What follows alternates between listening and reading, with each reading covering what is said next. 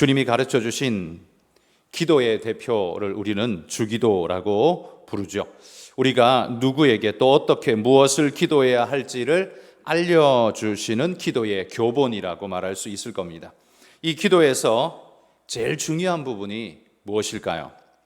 저는 제일 중요한, 다 중요하지만 그 중에서도 꼭 우리가 잊지 말고 빼지 말아야 할 게 뭐냐 하면 이 기도를 받으시는 대상, 그 대상을 확정하는 것이 무엇보다 중요하다, 그렇게 생각합니다. 바울이 아테네를 전도할 때에 두루 다니면서 알지 못하는 신에게 라고 써놓은 제단을 봤습니다. 아테네 사람들이 이 신, 저 신, 수많은 신들을 섬기는데 이것도 마음이 불안하고 양이 안 차서 알지 못하는 신에게, 내가 잘 모르지만 내가 간과해버린 그 어느 신, 제사 안 드렸다고 그 신이 내게 노할까 두려워서 알지 못하는 신에게 라고 통칭으로 이름을 붙여놓고 내가 몰라서 못했지만 이걸로 받아주십시오 라고 기도한 제단이 있었습니다. 여러분, 알지도 못하는 신에게 기도한다는 게 사실 가당키나 한 이야기일까요? 그 신은 존재할까요? 존재한다면, 만약에 존재한다면 그 신은 알지도 못하면서 부르짖고 있는 그 제사를 기쁘게 받아줄 수 있을까요? 그 신이 누구인지, 또 어떤 특성의 신인지, 뭘 원하시는지, 뭘 또 우리에게 해줄 수 있는 신인지, 그 어떤 것도 알지 못하면서 일방적으로 무조건 제사를 드리면 그럼 무조건 좋아하는가? 그럴 리는 없겠죠. 그럼 왜 이렇게 드리는 겁니까? 그건 받으시는 이 예배의 대상자, 제사의 대상자의 영광을 위하는 게 아니라 제사하고자 하는, 제사 드리는 사람의 마음이 갈급해서 혹은 두려워서 떠밀려서 드리는 제사일 뿐이지, 이건 진짜의 예배가 될 수 없는 겁니다. 누가 받든지 말든지 일단 드리겠다, 이런 개념이잖아요. 이건 그냥 드리는 사람이 두려워서 드리는 겁니다. 왜? 혹시라도 이 신에게 드리고 저 신에게 드리고 저 신에게 드렸는데 혹 어떤 신이 있는데 그 신이 왜 나한테는 안 드려? 그리고 화낼까 봐 두려워서 일단 두리뭉실하게 그냥 드려주는 것, 이건 공포의 제사이죠. 이건 두려움의 표현일 뿐이지 사실 경배일 수가 없는 겁니다. 일단 드리면 아무 신이라도 좋아할 거야 라는 잘못된 개념에서 이렇게 제사를 지내는 겁니다. 이런 제사는 아무런 감동도 없고 이거는 무의미한 제사일 뿐이죠. 그래서 여러분, 하나님은 이런 잘못된 신앙관을 극도로 싫어하십니다. 경계하셨습니다. 그래서 함부로 하나님을 상상하면서 그 형상을 조각하도록 절대 허락하지 않으셨습니다.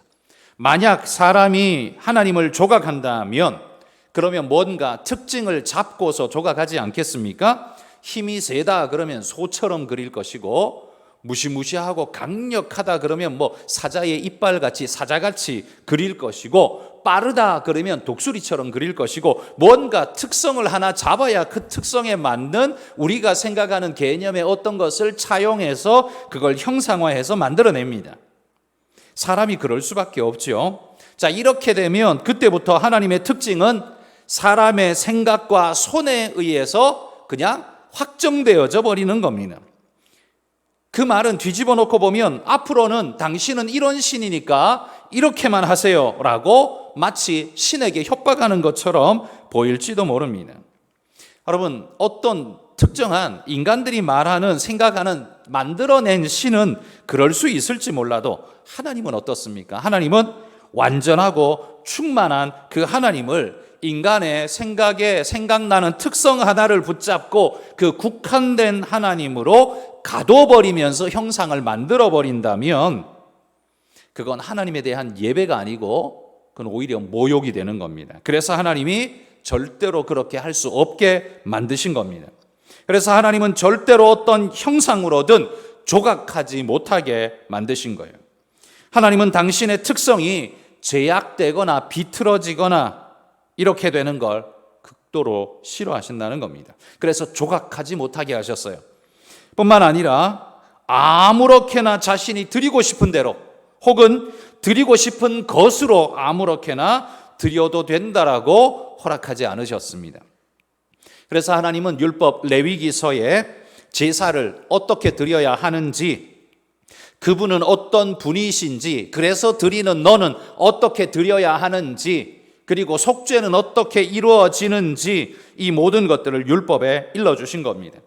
이 모든 것들은 제사를 받으시는 그분 하나님의 특성에 기인되어 있습니다. 그래서 예배, 제사라는 건요, 그 신의 특성을 고스란히 반영하고 있는 게 그게 예배예요. 그게 제사라는 겁니다. 그런데 알지 못하는 신에게 특성이 어떤지도 모르는데 어떻게 드려요? 사실 그건 말도 안 되는 거거든요. 하나님은 인간이 어떤 모양으로 하나님 크고 대단하고 놀라운 걸 다 이야기해도 사실 하나님께는 특성이 다 얻어 걸릴 수 있습니다. 크신 하나님 맞죠? 전능하신 하나님 맞죠? 거대하신 하나님, 빠르신 하나님, 영원하신 하나님, 무슨 좋은 특성 다 갖다 대도 하나님께 다 맞을 수 있어요. 그러나 그 중에 어느 하나만 가지고는 하나님을 말할 수 없습니다. 그러면 변질되기 때문입니다. 하나님은 당신이 아무리 인간을 사랑해도 인간이 하나님을 마음대로 각색하고 조각하고 변질시키고 자기 마음대로 정의하는 걸 절대로 싫어하셨다는 거예요.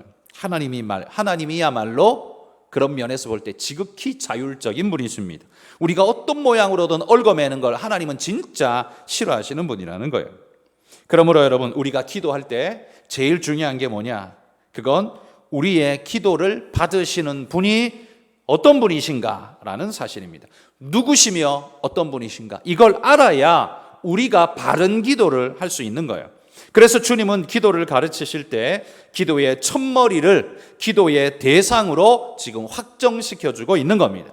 명확하게 누구에게 기도하는지 그걸 알고 기도하라고 우리에게 명령하시는 거예요.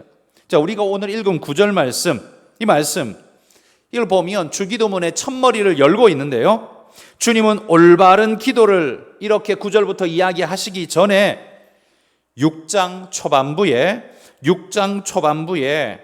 어떤 기도가 그러면 잘못된 기도인지부터 알려주셨습니다. 잘못된 걸 빼야 바른 길로 갈 수 있으니까요. 이거 제가 지난번 설교 때 금요기도회 설교 시간에 말씀드렸습니다. 사람에게 보이려고 하는 기도, 이 기도는 하나님이 찾는 기도가 아니다 말씀드렸습니다. 왜냐하면 이 기도의 수신자는 하나님이 아니기 때문이다. 하나님께 기도한 게 아니라 사람에게 한 거기 때문에 사람이 알아줌으로써 그 기도는 완성된 거고, 하나님께 한 기도가 아니기 때문에 하나님이 들어줄 필요도 없고 듣지도 않으신다라고 말했어요. 그러므로 이건 기도가 아닌 거예요. 그래서 기도에 있어서 가장 중요한 게 뭐냐? 누구에게 기도하는가가 제일 중요한 겁니다. 그래서 주님은 기도를 가르쳐 주실 때 제일 첫머리 서두를 뭘로 여섰냐면 하늘에 계신 우리 아버지여 라고 대상을 제일 먼저 명확하게 소개하고 있습니다. 그 중에서도 그분의 특성을 우리에게 두 가지로 소개해 줍니다. 첫째는 하늘에 계신 분이시다라는 것과 두 번째는 우리 아버지요, 아버지시다라는 사실을 이야기합니다. 자, 이 두 가지 의미만 오늘 살펴봅시다. 첫 번째, 하늘에 계신이라는 의미는 어떤 의미가 있는 걸까요? 여러분, 하늘이라는 인간이 보편적으로 특별히 고대인들이 하늘이라는 단어를 쓸 때 어떤 개념에서 하늘이라는 단어를 썼는가? 그건 우리가 눈에 보이는 스카이에 계신다는 말이 아니라 고대인이 하늘이라는 단어를 쓸 때 그건 인간의 세계를 넘어서는 영역을 일컫는 말입니다. 그래서 인간이 가서 닿을 수 없는 것, 인간의 영향력이 미치지 못하는 초월한 곳, 바로 거기가 하늘이지요. 그래서 하늘에 계신이라는 이 의미는 첫 번째 의미가 뭐냐 하면 초월하신 분이다라는 걸 강조하는 거예요. 곰이나 독수리 같은 물리적 힘만 센 존재 아닙니다. 이런 잡신들과는 차원이 다른 분이라는 사실을 예수님은 첫머리에 하늘에 계신이라는 표현으로 우리에게 분명히 보여주는 거죠. 우리 하나님은 우리 위에 뛰어나실 뿐만 아니라 그걸 넘어 계시는 분이시다라는 사실을 명확히 선언하고 있는 거예요. 또한 이 하늘에 계신이라고, 하늘이라는 건 여러분, 하늘에서는 땅이 훤히 내려다 보입니다. 숨을 수가 없고 모든 게 다 한눈에 내려다 볼 수 있습니다. 우리가 산 위에서 보면 한 마을 전체가 통째로 다 보이는 것처럼 고대인들에게 하늘의 위치는 이 땅을 다 한눈에 내려다 볼 수 있는 바로 그런 자리죠. 그래서 하나님이 하늘에 계시다는 의미는 뭐냐 하면 우리의 모든 것을 다 보고 계신 분이시다라는 그런 의미입니다. 바로 전지하신 하나님이시다라는 걸 나타내죠. 주님은 기도에서 이미 하나님의 특성을 지금 내포하며 말해주고 있습니다. 하나님은 우리의 모든 것을 내다보시며 아시는 전능하신 전지하신 분이십니다 라고 지금 말하는 거예요. 또한 세 번째, 하늘이라는 의미가 가지고 있는 하늘, 높은 어떤 거예요? 높은 위엄을 나타냅니다. 왕의 보좌를 높게 만드는 이유가 뭡니까? 하늘을 흉내내는 겁니다. 높은 것은 권위를 나타내기 때문이죠. 그러나 왕의 보좌가 아무리 높은들 하늘이 뭡니까? 땅에서 가깝지요. 몇 계단 올라간 정도밖에는 더 이상 못 올립니다. 그러나 인간이 올릴 수 있는 최고치로 올린 게 뭐였어요? 그게 바벨탑이었습니다. 인간이 올릴 수 있는 최고치로 올린, 인간을 높인 그게 바로 바벨탑이에요. 하나님께서 그거 흩어버리시지 않습니까? 하나님이 흩어버린 이유가 뭐겠습니까? 나 같은 존재는 나밖에 없어라는 그런 어찌 보면 이기적인 마음으로 그렇게 했을까요?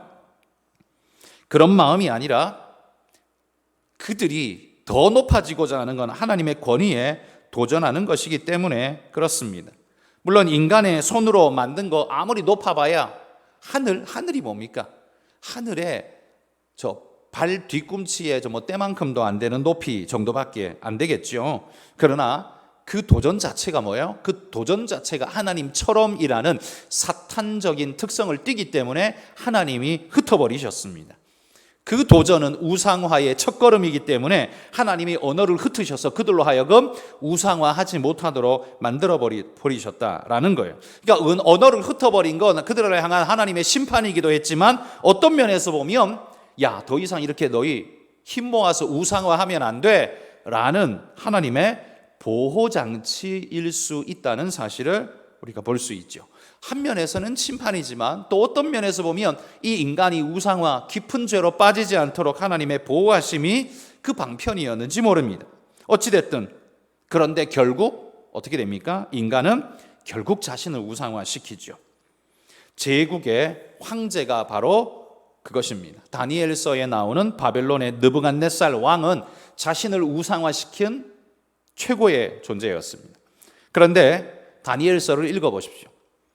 사실 역사상 다니엘의 느부갓네살만큼 짧은 시간에 독보적으로 거대한 그런 엄청난 권세를 이룬 사람이 아주 드뭅니다. 알렉산더 같은 이런 사람도 있지만 그보다 훨씬 더 고대인이었던 이 바벨론 느부갓네살은 더 위대하고 대단하다 할 수 있습니다. 그런데 여러분, 다니엘서에 보면 이 느부갓네살이 자신을 왕으로 그리고 신으로 신격화하지만 결국 다니엘서에 보면 여러 번 계속해서 뭐가 나오냐 하면 하나님 앞에 무릎 꿇고 하나님을 칭송하는 고백을 하도록 강제로 만드는 이야기가 여러 번 나옵니다. 다니엘이 이 느부갓네살의 꿈을 해석해주고 그 꿈이 뭔지 맞출 뿐만 아니라 해석까지 해줬을 때 느부갓네살은 그 두려움 앞에, 경이로움 앞에 엎드려서 다니엘의 하나님을 찬송하라라고 하면서 엎드려서 높이 절했던 그런 모습을 봅니다. 또한 다니엘이 사자굴에 갇혔을 때 그때 어떻게 해요? 하나님이 그를 살려주시고 꺼내주셨을 때 다니엘의 이 바벨론의 왕은 그 앞에 엎드려서 하나님을 찬양했습니다. 다니엘의 하나님을 찬양하라. 그리고 풀무불 아래 다니엘의 세 친구가 던져졌을 때 그 털끝 하나 상하지 않고 고스란히 살아나올 때, 이건 절대로 불가능한 일인데 그 일이 이루어질 때, 그리고 그 불 속에 한 사람 더 하나님의 천사가 그를 보호하고 이끌어내는 걸 봤을 때, 그때 느부갓네살은 벌벌벌 떨면서 그 앞에 엎드려서 하나님을 찬양하라 고백했습니다. 그리고 벽에 하나님의 손가락이 나와서 쓰셨을 때 이 벨사살 왕, 역시 바벨론의 왕이었죠. 이 바벨론의 왕 앞에 하나님의 손가락이 나와서 벽에다가 글자를 쓸 때 너무너무 두려워서 무릎이 둘이 그냥 우두두둑 부딪히면 덜덜덜 떨면서 서 있지도 못하는 그런 상태로 하나님을 찬양했던 그림이 다니엘서에 보면 나옵니다. 여러분, 다니엘서에는 역사상 최고의 금머리 비유에 해당하는 최고의 왕이 자기를 우상화시켰지만 그에게 하나님은 계속적으로 뭘 만드시냐면 하나님 앞에 아무것도 아니라는 사실을 깨닫게 하시고 하나님을 예배하고 찬양하도록 강제로 여러 번 만들어 버리시는 모습을 우리가 볼 수 있죠.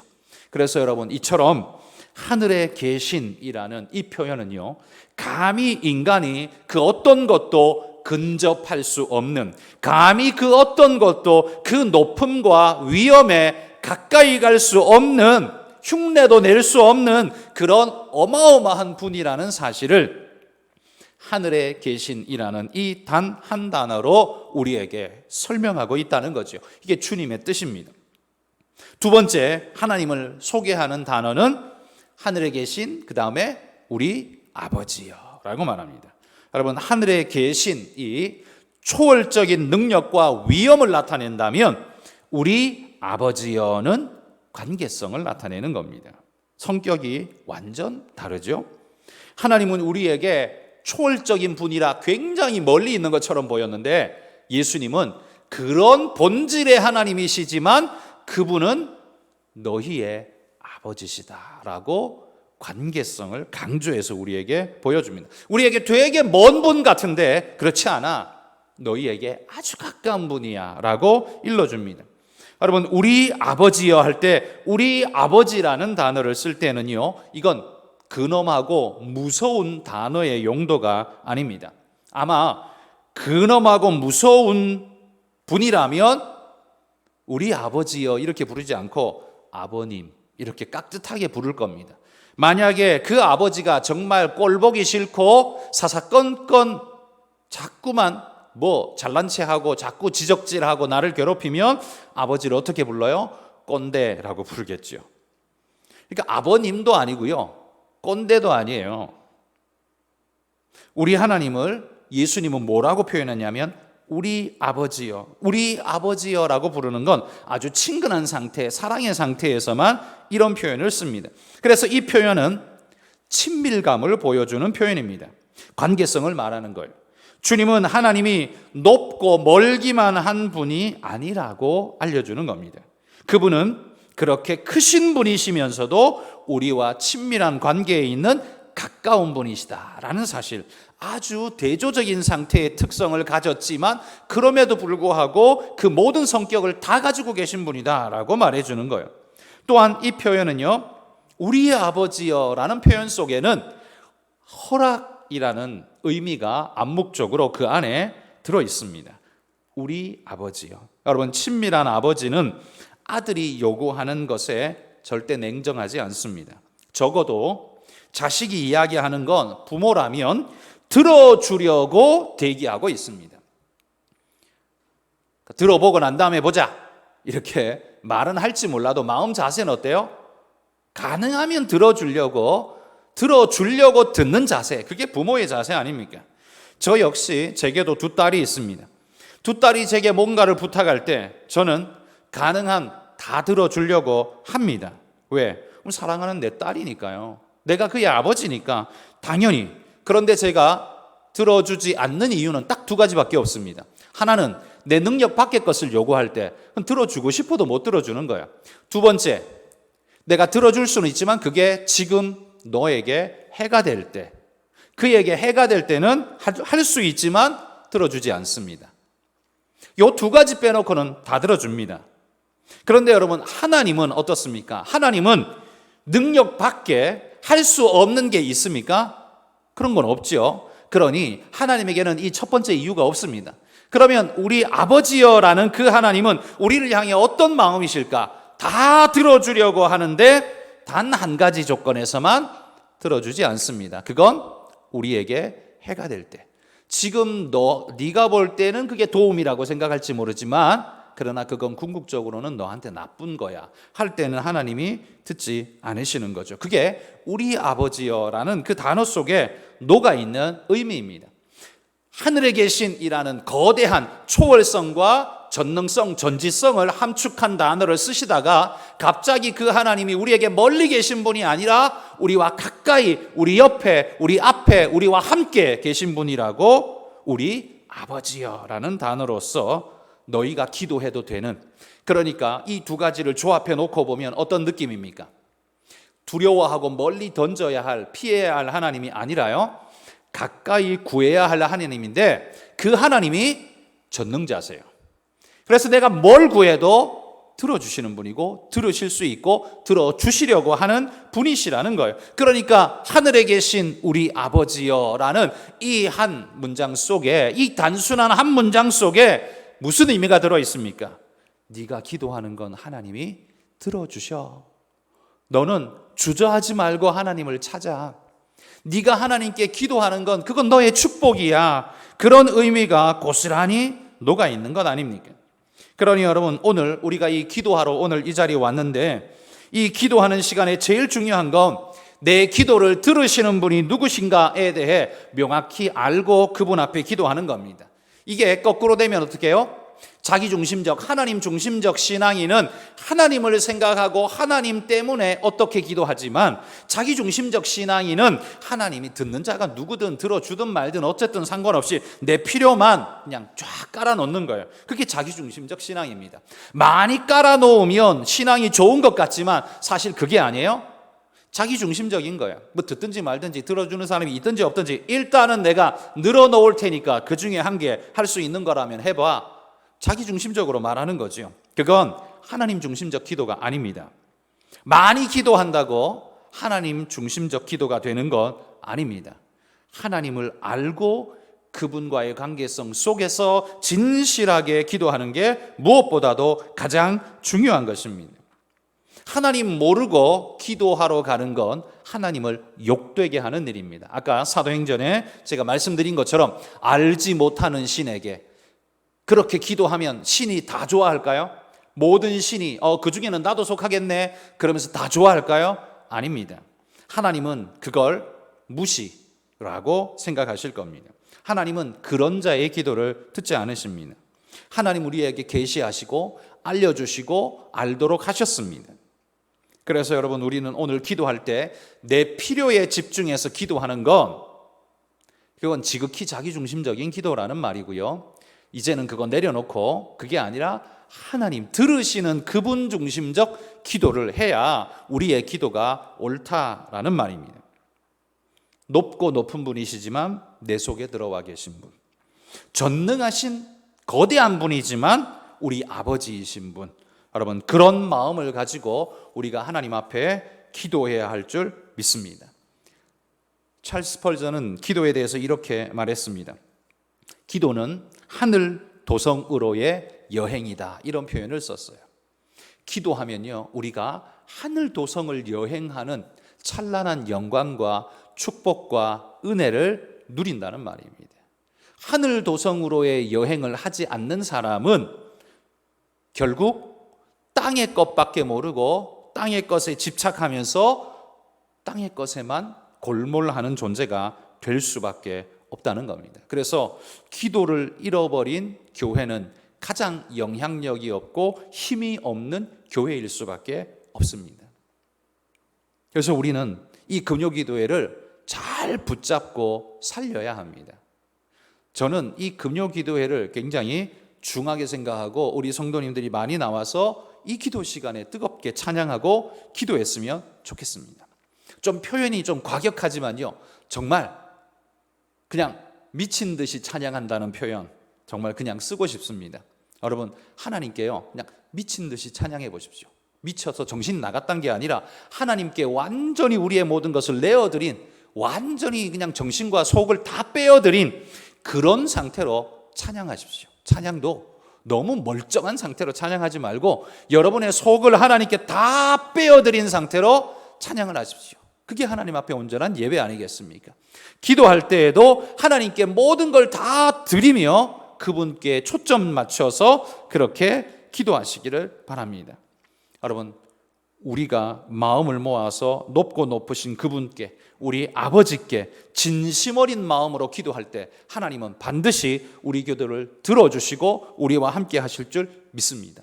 여러분, 그 자리에서 폼 잡고 딴 생각하고 그냥 그럴싸한 모습을 흉내내는 그건 알지 못하는 신에게 제사 드리는 거하고 똑같은 거예요. 그 우상숭배가 되고 엉뚱한 일이 되는 거예요. 오직 우리 주님께 우리 마음을 다 모아서, 여러분, 이 밤에 내 일생의 마지막 예배다, 이 시간이 마지막 기도의 시간이다 라는 마음 가지고 하나님께 다 쏟아 부어 드리는 그런 기도의 시간이 되시기를 축복합니다.